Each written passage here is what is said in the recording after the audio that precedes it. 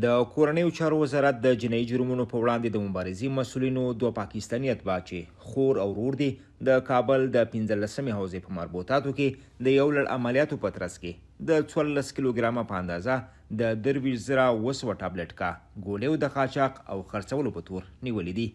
له جنایي جرمونو سره د مبارزې مشر فیض الله کامران وایي چې نیول شوي کسان د پاکستان اصلي اوسیدونکي دي چې د ډیر وخت راهیسې د رئیس نوید په نوم د یوه لوی قاچاقبر په کور کې اوسېدل. د عملیاتو په نتیجه کې 2 تنه مظنونین گرفتار کړل چې د دوی چې یو نر و بل ښځه وه چې دواړه سره خور او ورور کیږي او اصلي د پاکستان اوسیدونکي دي چې د رئیس نوید په کور کې اوسېدل. دا د ډیر وخت راهیسې اوسېدل او دلته دا یو غټ قاچاقبر ول چې زموږ مظلوم هیوادوال یې په نشو اخته کوله. د دوی سره 22,200 ټابلیټ نشهیي ګولۍ ګیر سوي دي. دوسیه به انشاءالله و اړونده ورګانو ته یا قضایي ورګانو ته وسپارل. د کورنیو چارو وزارت مسؤلین وایي چې نیول شوو پاکستانیانو اعتراف کړی دی.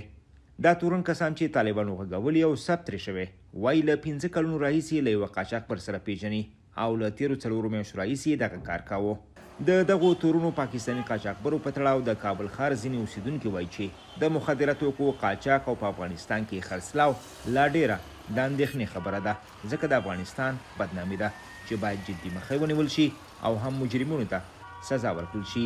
زموږ دولت ته پکار ده د نوي دولت اسلامي امارت تر څو د دغو کسانو مخنیوی وکړي ځکه چې دا نشهیي مواد چې دي دا زموږ د آینده نسل لپاره ډېر غټ نقصان ده او تر څو پورې د موږ آینده نسل نوي ځوانان چې دي له دغو پیښو څخه مخنیوی وشي نو د موږ دولت ته پکار ده چې تر څو پورې په سرحداتو کې د دغو کلک نظارت وکړي.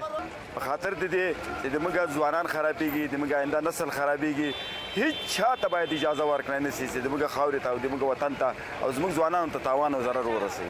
که سم طالبانو حکومت نشهیي توکو سره د مبارزې څو رسمي ادارې لري او وخت نه وخت د برخه کې د خپلو لاستهراوړنو خبر ورکوي خو بیا هم لیدل کیږي چې د نشهیي توکو قاچاق او پیر او پلور کې د کموالي ډیر څرک نه لیدل کیږي. محمد ابراهیم مومند، امریکا غږ، کابل.